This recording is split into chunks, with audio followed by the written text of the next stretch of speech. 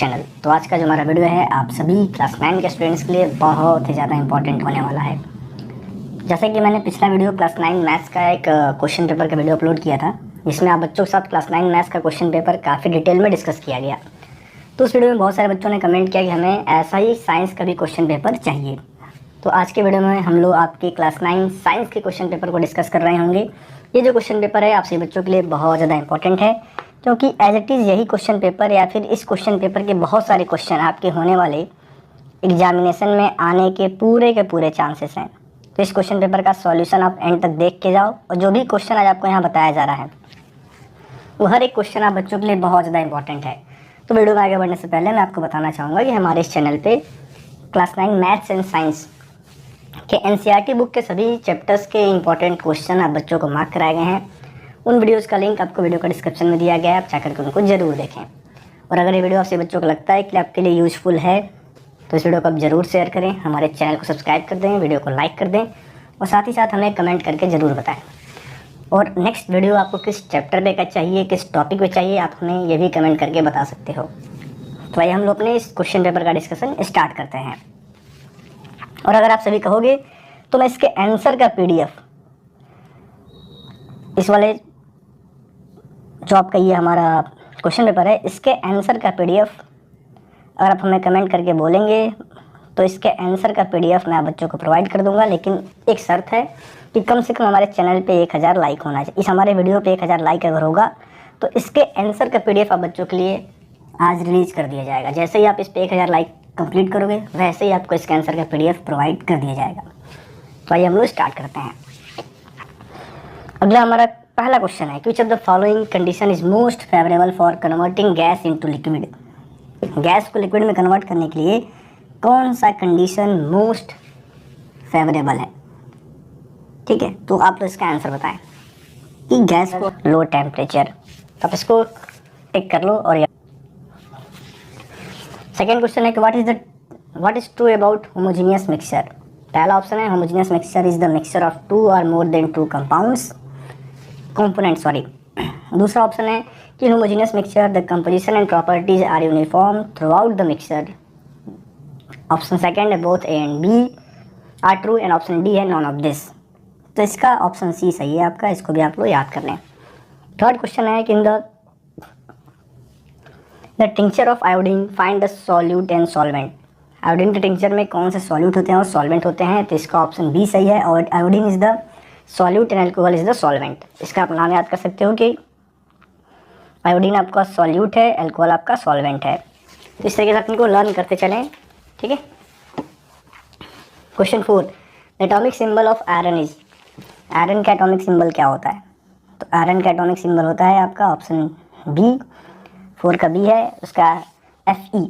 Atomic number Z is equals to, जो आपका atomic number Z होता है वो किसके इक्वल होता है, तो आपका इक्वल होता है number of proton in the nucleus of an atom and number of electrons in neutral atom. ठीक है, एटॉमिक नंबर किसके इक्वल होता है, तो आपका इक्वल होता है बोथ A एंड C। अब प्रोटॉन कह लो या फिर इलेक्ट्रॉन कह लो, दोनों ही ऑप्शन सही हैं। And alpha particle is also known as. Alpha particle को हम किस नाम से जानते हैं, तो आपका होता है डबली चार्ज हीलियम आयन। क्या होता है, doubly charge helium ion. And unripen green fruit changes colour when it ripens the reason Bing.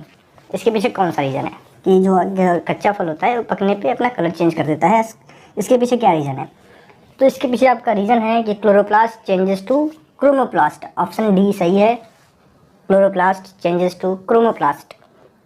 The phenomena where cytoplasm shrink in a hypertonic medium is called. उस phenomena को हम क्या कहते हैं, जब साइटोप्लाज्म आपका हाइपरटोनिक मीडियम में shrink कर जाता है तो उसको बोला जाता है प्लाज्मोलाइसिस। 8 का ऑप्शन बी सही है, उसको हम क्या बोलते हैं, plasmolysis. One of the following is not a function of the stomata. Stomata का कौन सा फंक्शन नहीं है, पहला ऑप्शन है आपका directly participate in the process of photosynthesis, helps with the exchange of gases, helps to create water pressure forcing water upward, all of the above. तो देखो इसका जो आंसर है इज नॉट, पूछा ना कौन सा फंक्शन नहीं है, ठीक है। तो देखो इसमें इस क्वेश्चन में आपको दो ऑप्शन सही हैं, दोनों में से कोई भी अगर आप आंसर देते हो दोनों आपका सही है। यहाँ थोड़ा सा मिस्टेक है। देखो ये स्टोमेटा की फंक्शन नहीं होता है, ए और सी दोनों स्टोमेटा के फंक्शन नहीं है, ठीक है। सॉरी पहले का ए सही है, यहाँ पर 9C है ना, इसको मैंने गलती से पढ़ लिया 9 का सी।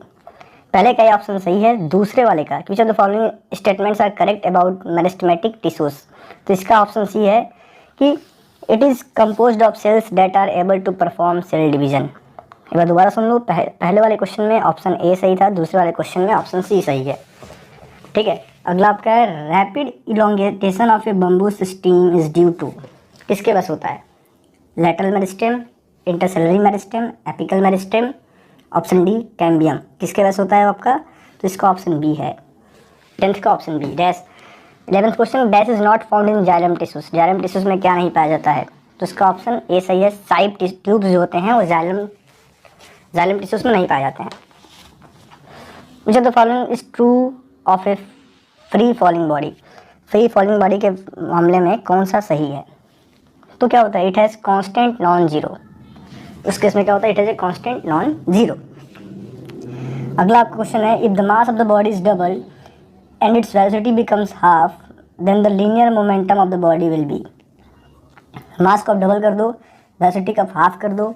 देखो लीनियर मोमेंटम का फार्मूला क्या होता है? P = m × v। तो मास को अगर हम 2m कर दें और वेलोसिटी को हम क्या कर दें? v/2 कर दें, दोनों हमारे कैंसिल हो जाएंगे, आंसर सेम रह जाएगा, तो रिमेन सेम। 13 का ऑप्शन बी सही है, remain same. 14, a goalkeeper is in a football game pulls his hand backward after holding the ball shot at the goal, this enables the goalkeeper to. ये क्या करता है? तो ये क्या करेगा आप लोग बताओ? इस केस में क्या होता है? जब गोलकीपर अपना हाथ पीछे खींच रहा होता है तो क्या कर रहा होता है? तो क्या करता है कि decreases the rate of change of momentum, क्योंकि उसको rate of change of momentum को डिक्रीज करता है। जब हम अपना हाथ पीछे करेंगे तो टाइम बढ़ जाएगा, और जब टाइम बढ़ेगा तो आपका जो होता है ना decrease the rate of change of momentum, वो कर रहा होता है। The inertia of an object causes the object to, the inertia of an object causes the object to क्या होगा? To resist any change in the state of its motion, to resist any change in the states of its motion, ठीक है। 16 है, when a body vibrates it compresses the air surrounding and forms a high density area known as, when a body vibrates it compresses the air surrounding and forms a high density area, उस high density area को हम क्या कहते हैं? तो उसका option D है compression. Question 17 से लेकर 20 तक आपका असर्शन एंड रीजन वाला क्वेश्चन है, इसको आप लोग ध्यान से देखेंगे कि 2 person on the surface of moon can not talk to each other because there is no atmosphere on the moon. तो इसका ऑप्शन ए सही होगा, both assertion and reason are correct and reason is the correct explanation of assertion. 18 है कि अ pulse crop grown in a time interval between 2 cereal crops, तो 18 का option A सही होगा, इसका भी अगेन 18 का भी ऑप्शन ए सही है। 19 है कि assertion some weeds produce substances toxic for the crops, weeds take up the nutrients and reduce the growth of crops, ठीक है। तो इसका ऑप्शन बी सही है, both assertion and reason are correct but reason is not the correct explanation of assertion, दोनों अलग अलग है। cattle are fed with roughage and concentrates, roughage provides fibers while concentrates provide proteins and other nutrients, तो इसमें इस case में क्या है? ऑप्शन ए सही है। तो ये आपका पूरे के पूरे होल एमसीक्यू क्वेश्चन का सॉल्यूशन है। आशा करते हैं बच्चों को पसंद आ रहा होगा। अगला आपका है section B, very short answer type questions हैं जो 2 मार्क्स कैरी करेंगे। पूछा गया कि explain why smell of hot sizzling food reaches you several meters away but to get the smell from cold food you have to go close. तो इसके पीछे reason क्या है? तो देखो मैं इसका रीज़न एक्सप्लेन कर रहा हूँ, आप लोग समझ लेना, खुद से इसका आंसर आपको लिखना है। और मैंने जैसा बोला है कि अगर आप हमारे वीडियो पे इस वीडियो पे 1000 लाइक कंप्लीट करते हो तो मैं इस क्वेश्चन पेपर का डिटेल सॉल्यूशन आप बच्चों को प्रोवाइड कर दूंगा, ईच एंड एवरी क्वेश्चन का। तो क्या है कि particles in the air if fuel with higher temperature acquire high kinetic energy which aids them to move fast over a stretch, hence the smell of hot sizzling food reaches a person even at a several metre.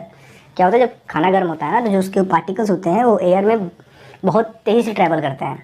ठीक है, आपने पढ़ा होगा, physics chemistry में आपको पढ़ाया गया होगा। जब हॉट पार्टिकल्स होते हैं तो मूव कर रहे होते हैं बहुत तेज़ी से एयर में, तो हमारे पास हमारे नाकों तक जल्दी पहुंच जाते हैं। तो हमें खाने का स्मेल जल्दी आता है हॉट फूड का। बट कोल्ड फूड के केस में क्या होता है, जो उसके पार्टिकल्स होते हैं वो स्लो मूव कर रहे होते हैं, तो हमें उसके पास जाना होता है। तो मेरे ख्याल से आप बच्चों को समझ में आएगा, इसका आंसर आप खुद से नोट कर लेंगे।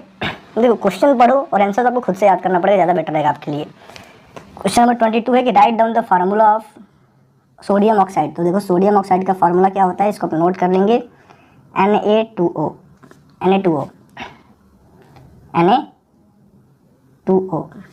एल्यूमिनियम क्लोराइड का क्या होता है, तो AlCl3। देन अगला आपसे पूछा गया है कि सोडियम सल्फाइड इसका होता है Na2S। इसका क्या होता है, तो Na2S। एंड मैग्नीशियम हाइड्रोक्साइड का क्या होता है, तो मैग्नीशियम हाइड्रोक्साइड का आपका होता है MgOH2।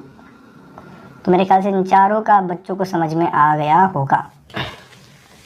ठीक है, अब अगला क्वेश्चन पूछा है कि what will be happen to the life of a cell if there was no Golgi apparatus. अगर गोल्गी अपरेटस नहीं होगा तो लाइफ ऑफ द सेल को क्या होगा। ठीक है, क्वेश्चन का आंसर आप खुद से ढूंढो, फाइंड करो, याद करो, या फिर सुन लो, मैं बता रहा हूँ कि the Golgi apparatus consist of stacks of membrane bounded vesicles whose function are as follows: storage of substance, packaging of substance, manufacture of substance. तो without the Golgi apparatus the cell will be disabled from packaging and dispatching materials that were produced by the cell। ठीक है, तो सबसे simple से इसका answer क्या है कि without Golgi apparatus the cell will be disabled from packaging and dispatching materials that were produced by the cell। The Golgi apparatus is also involved in the formation of cell, hence the absence of Golgi apparatus cell will not be produced। तो in the absence of Golgi apparatus cells will not be produce. सबसे simple answer आप क्या लिख सकते हो कि Golgi apparatus की वजह से क्या होता है, सेल का फॉर्मेशन होता है। तो in the absence of Golgi apparatus the cells will not produce. Question number 24 है कि during an experiment a signal from a spaceship reach the ground station in 5 minutes. तो what is the distance of spaceship from the ground station and the signal travels at the rate of this. देखो numerical है आपका physics का कि signal हमारा इस speed से travel कर रहा है, तो स्पेसशिप का आपको डिस्टेंस बताना है। क्या बोला है कि 5 मिनट्स में, कि during an experiment a signal from a spaceship reach the ground station in 5 minutes. तो what was the distance of the spaceship from the ground station, the signal travel at the speed of this. ठीक है, तो शायद आप बच्चों के formula पता होगा, आपने पढ़ा होगा कि फार्मूला क्या होता है स्पेसिफिक, ये क्या आपको डिस्टेंस कैलकुलेट करने का कि स्पीड इनटू में टाइम। क्या होता है डिस्टेंस फाइंड करने का फार्मूला, क्या होता है स्पीड इनटू में टाइम, स्पीड इनटू में टाइम। तो स्पीड आपको दे रखा है 3 × 10⁸, टाइम आपको दिया है 5 मिनट। तो 5 मिनट को अगर हम सेकंड में कन्वर्ट करते हैं तो आपका हो जाएगा 300 सेकंड। इसको आप सिंप्लीफाई कर लेंगे तो आपका आंसर आएगा 9 × 10⁻10 मीटर। कैसे किया मैंने, तो 3 × 10⁸ हो गया। इसको आप नोट कर पाओगे 3 × 10⁻2। तो ये पावर्स आपके आपस में ऐड हो जाएंगे और इनका मल्टीप्लिकेशन। तो ये आपका आंसर रहा क्वेश्चन नंबर 24 का। अगला क्वेश्चन है कि explain why some of the leaves may get detached from a tree if we vigorously check its branches। देखिए होता है due to inertia of leaves. क्या बच्चों को पढ़ाया गया होगा, इनर्शिया चैप्टर में ये क्वेश्चन है, आप वहाँ से फाइंड करके इसका आंसर याद कर सकते हो कि when the branch of tree second the branch moves in a to and fro motion however the inertia. आपको ये जो चैप्टर क्वेश्चन है मोशन वाले चैप्टर से, इनर्शिया वाले कॉन्सेप्ट से है, बाकायदा इसका एनसीईआरटी में आंसर दे रखा है, खुद से फाइंड कर लिखो ताकि आपका रिविजन हो जाए। क्योंकि जो भी इस टॉपिक के क्वेश्चन है, अगर आपने एक क्वेश्चन का आंसर देना समझ लिया कि कैसे इसका आंसर लिखना है, तो चाहे बस वाला आ जाए, चाहे ट्रेन वाला क्वेश्चन आ जाए कि एक आदमी बस में जा रहा है, अगर ब्रेक लगेगा तो क्या होगा, सारे क्वेश्चन आप इजीली कर जाओगे। ठीक है, क्वेश्चन नंबर 26 आपका direct state the law of universal gravitation chapter का है। डायरेक्ट आपका एनसीईआरटी से क्वेश्चन पूछा गया है, इसका आंसर आप फाइंड करें और लर्न करें। ठीक है, अब सेक्शन सी आ गया, convert the following temperature to a Celsius scale. 300 kelvin को हमें किस में कन्वर्ट करना है, सेल्सियस में। तब बच्चों को पढ़ाया गया होगा कि अगर कभी भी केल्विन वाले को सेल्सियस में कन्वर्ट करना है, डिग्री सेल्सियस में कन्वर्ट करना है, तो 273 को कर दो माइनस, 273 को कर दो माइनस, तो 300 के माइनस 273 कितना बन जाएगा आपका ये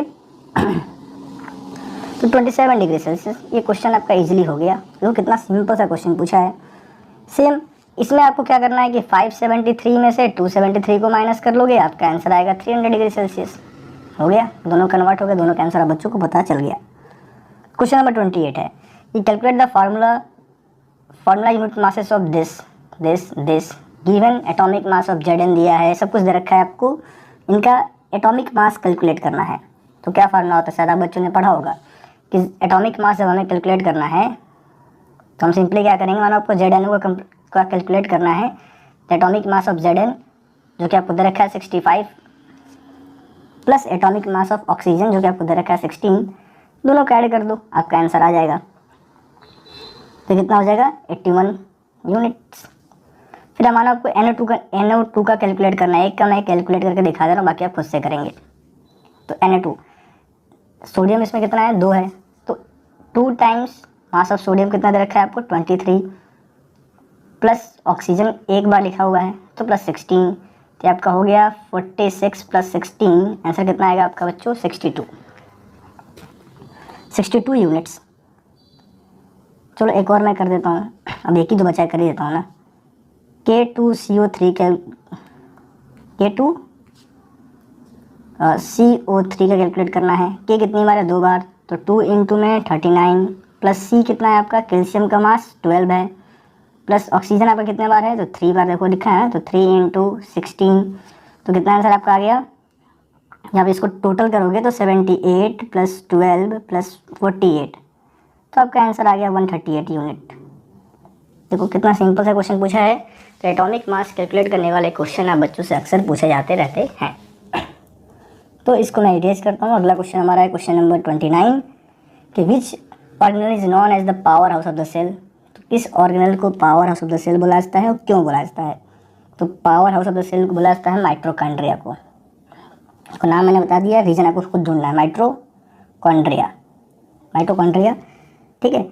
अब ऐसा क्यों बोला जाता है, it is because is release the energy required for the different activities of life, ठीक है। Mitochondria release energy in the form of ATP molecules essential for numerous chemical activities of the life. ATP is often referred to the energy currency of the cell. तो आपसे ऐसा question पूछा जाए कि energy currency of the cell किसको बोलते हैं, तो आपका ATP है। फुल फॉर्म क्या है, तो एडेनोसाइन ट्राइफॉस्फेट मॉलिक्यूल्स, ठीक है, एडेनोसाइन ट्राइफॉस्फेट, ठीक है। तो ये आप लोग खुद से ढूंढ के इसका आंसर करेंगे। Why are lysosomes known as suicide bag. तो लाइसोसोम को हम सुसाइड बैग क्यों कहते हैं कि when there is a damage to the cell and when revival is not possible, lysosome may burst and the enzymes digest their own cell, ठीक है। Consequently, lysosomes are known as the suicide bag. जैसे lysosome क्या करता है कि अगर कुछ cell, मानो कुछ सेल में डैमेज आ गया और रिपेयर नहीं हो पा रहा है, तो लाइसोसोम खुद ही ब्रस्ट हो जाएगा और जो भी उसके एंजाइम्स होंगे सेल के, उस सेल को ख़त्म कर देंगे। ये 2 क्वेश्चन है, इनके आंसर आप खुद से ढूंढेंगे और लिखेंगे। जैसा मैंने टारगेट बोला है, अगर आप हमारा टारगेट अचीव कराओगे 1000 लाइक का, तो आपको 100%, चलो 1000 तो ज़्यादा हो गया, मैं कह रहा हूँ 500 पे मैं रिलीज़ कर दूँगा। 500 लाइक्स आप प्रोवाइड करो, आंसर मिल जाएगा। So the difference between the 3 types of muscles fibres diagram वाला क्वेश्चन है। डायग्राम बनाए आप बुक में, देखो NCERT में डायग्राम इसका दिया होगा, फाइंड करो, लिखो, ठीक है। टिश्यू वाले चैप्टर में चले जाना। A train starting from a railway station moving with the uniform acceleration attains a speed of 40 km/h in 10 minutes. Find its acceleration. आपको क्या फाइंड करना है, तो इसका एक्सेलरेशन फाइंड करना है। कहाँ से स्टार्ट हुआ है, स्टेशन से स्टार्ट हुआ है, तो इसके लिए आपने पढ़ा हुआ ना इक्वेशन ऑफ मोशंस। तो आपका जो इक्वेशन होता है V = U + AT, अगर आप इसी को अप्लाई कर दो आपका क्वेश्चन सॉल्व हो जाएगा, ठीक है। V आपको क्या दे रखा है कि 40 km/h की स्पीड से चल रहा है, तो V है, ठीक है। अब बच्चों को दे रखा है और आप ध्यान से देखेंगे, टाइम 10 मिनट्स का दिया है, टाइम क्या दे रखा है 10 मिनट, और आपसे पूछा गया है क्या, तो आपसे पूछा जा रहा है इसका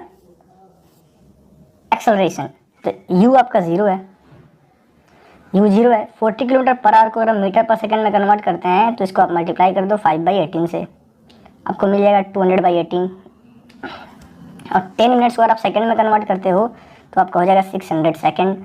तो v इक्वल्स टू क्या हो गया, v जो आपका है 200/18, u आपका 0 दे रखा है, प्लस u 0 है, वैल्यू पुट कर लो, u 0 है, प्लस a आपको फाइंड करना है, टाइम आपको दे रखा है 600, तो 200/18 इक्वल्स टू में a इंटू में 600, तो 200/18 इंटू में 600, ये आपका आ गया a, देखो ये कैंसिल आउट हो गया, 2 से कितने बार में हो गया, 3 बार में, तो 1/54 इक्वल्स टू a आ गया। जब इसको आप सिंप्लीफाई करोगे तो जो आपका आंसर आता है वो आपका आंसर आता है 0.0185 मीटर पर सेकेंड स्क्वायर। तो आपका क्या आ जाएगा, एक्सेलरेशन आ जाएगा। तो एक जो आपके 3 इक्वेशन ऑफ मोशन होते हैं, v equals to u plus a t, s equals to u t plus half a t square, and एक होता है v square equals to u square plus 2as। ये 3 जो आपके इक्वेशन ऑफ मोशन होते हैं, इन तीनों से एक न्यूमेरिकल पक्का आपके एग्जाम में पूछा जाएगा, तो आप प्रिपेयर कर लो उसको अच्छे से। क्वेश्चन नंबर 34 है। 34 क्वेश्चन में दिया है कि एन इको इज, क्या दिया क्वेश्चन 34 में, can echo is heard in 3 second. What is the distance of the reflecting surface from the source given that speed of sound is this, speed of sound is this. ठीक है, तो again मैं आपको बता दूं distance का formula क्या होता है, स्पीड इंटू में टाइम, स्पीड इंटू में टाइम। ठीक है, डिस्टेंस का फार्मूला क्या होता है, स्पीड इंटू में टाइम। तो अब डिस्टेंस निकाल लो, 342 इंटू 3, आपका डिस्टेंस आ गया 1026। लेकिन इको है, इको का मतलब क्या है कि मानो को यहाँ पे ऑब्जेक्ट है, रिफ्लेक्टर है, यहाँ पे आप खड़े हो तो इको जाएगा और फिर ट्रैवल करेगा, तभी तो आपको सुनाई देगा ना। तो जो टोटल डिस्टेंस आपका रखा है इसको हम 2 से डिवाइड कर देंगे, डिस्टेंस आ 513 मीटर। 33 है, compare the use of manure and fertilisers in the maintaining soil fertility. Question का आंसर फाइंड करें लर्न करने। Which method is commonly used for the improving cattles breed and why. कौन सा method है जो cattle breeds को improve करता है एंड वाई, भी खुद से आप फाइंड कर लिखो। ये आपका है कि what is the number of electrons in an atom is 8, what is the number of proton and the number of proton is also 8। Number of electron भी 8 है, नंबर ऑफ प्रोटॉन्स भी क्या है, 8 है। Then the atomic number of the atom is, तो atomic number क्या होगा बच्चों, तो इसका एटॉमिक नंबर का आंसर क्या आएगा, एटॉमिक नंबर इसका हो जाएगा 8। तो जो नंबर ऑफ प्रोटॉन होता है तो एटॉमिक नंबर का फार्मूला है, number of protons equals to number of atomic, sorry equals to atomic number. What is the charge on atom, atom पे कौन सा चार्ज होगा, तो देखो जब इलेक्ट्रॉन और प्रोटॉन दोनों बराबर हैं तो एटम इस क्या होगा, ये क्या होगा, एक न्यूट्रल एटम है, मतलब दोनों बराबर है ना, 8-8, एक न्यूट्रल एटम है। ठीक है, what are the limitation of Rutherford's model of the atom. Rutherford's model of atoms के लिमिटेशंस क्या थे, इसका आंसर आप फाइंड करें और याद करें। ठीक है, define isotopes with example, write two uses of isotopes. तो आइसोटॉप्स को आपको डिफाइन करना है, the atom which have the same number of protons but a different number of neutrons are referred to as isotope. इनको क्या मानते हैं हम लोग, आइसोटॉप मानते हैं। तो आप सिंपली एग्जांपल दे सकते हो, कार्बन के आइसोटॉप कौन कौन से होते हैं, तो कार्बन के आपका आइसोटॉप्स होते हैं 6C12 एंड 6C14, एक एग्जांपल आप ये दे सकते हो। बाकी आप एग्जांपल दे सकते हो किसका, तो आप अगला एग्जांपल आप दे सकते हैं। अब इनका यूज आपसे पूछा गया है, the isotopes of iodine atom is use to treat goitre and iodine deficient diseases. Second use क्या है, in the treatment of cancer an isotope of cobalt is used. Third इसका यूज लिख सकते हो, fuel for nuclear reactor is derived from the isotope of the uranium atom. इसका use आप find करके लिख लेना, मैंने आपको एग्जांपल बता दिया है। अगला क्वेश्चन है कि which tissue make up the husk of a coconut. इसको कौन बनाता है, तो ये आपका टिश्यू है स्क्लेरेन काइमा, नोट करने आप लोग। टिश्यू आपका कौन सा है, तो स्क्लेरेन काइमा टिश्यू। ठीक है, नाम याद कर लो। ड्रा लेवल डायग्राम ऑफ न्यूरॉन, तो आपके एनसीईआरटी बुक में दिया है, फाइंड करें उसको ड्रॉ कर लें। Name the following tissues that form the inner lining of our mouth. तो कौन फॉर्म करता है, तो इफिथियल आपका ये होता है द इफिथियल टिश्यूज, मैं नाम लिख देता हूँ पूरा इसका, द इफिथियल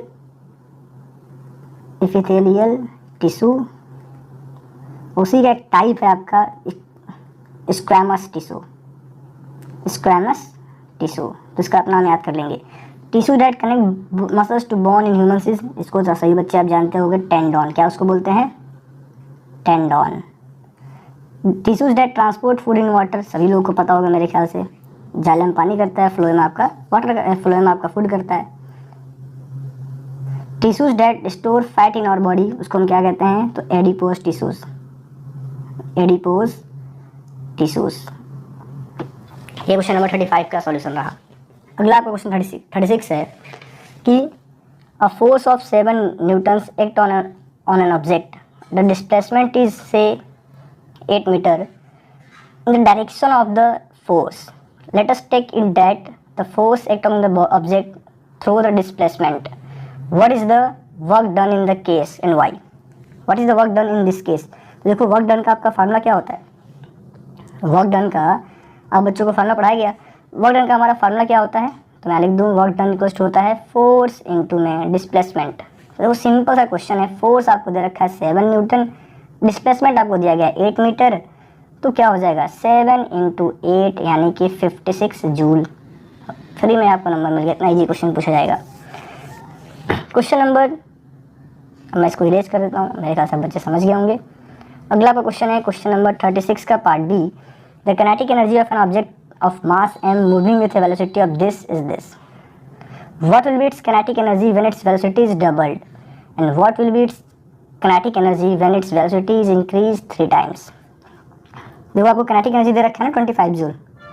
इसको फाइंड करने का फार्मूला क्या होता है? 1/2 mv²। तो मास हमें नहीं पता है, वेलोसिटी तो हमें पता है, मास हमें नहीं पता है। तो 25 जूल इक्वल्स टू क्या होगा? 1/2 इंटू में m इंटू में 5 का स्क्वायर। ये इसका कैंसिल हो गया, मास आपका आ गया 2, मास आ गया 2।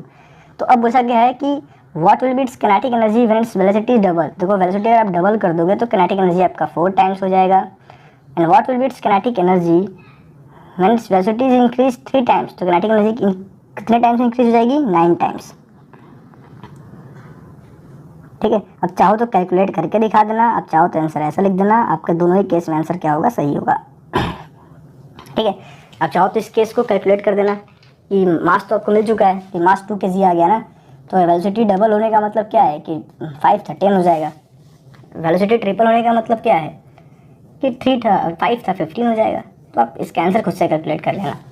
बोला define 1 watt of power. 1 watt of power को आपको डिफाइन करना है, तो उसको हम कैसे डिफाइन कर पाएंगे? A body is claim to possess power of 1 watt if its work at the speed of 1 joule in 1 second, that is 1 watt. ठीक है, आप जैसे कह लो कि कोई बॉडी है जो 1 जूल ऑफ वर्क करता है 1 सेकेंड में, तो उसका पावर को बोला जाता है 1 वाट। तो आप अपने तरीके से इसको डिफाइन कर सकते हैं, आपकी मर्जी है। ठीक है, अगला आपका सेक्शन ई आ गया, केस बेस्ड स्टडी। तो आप इसको पढ़ लेंगे, मैं सबका आंसर टिक कर देता हूँ। आपके स्क्रीन पर दिख रहा है 31 का ए है आंसर, 37 के सेकेंड का भी ए आंसर है, 3rd का बी आंसर है और 4th का आंसर आपका ए है।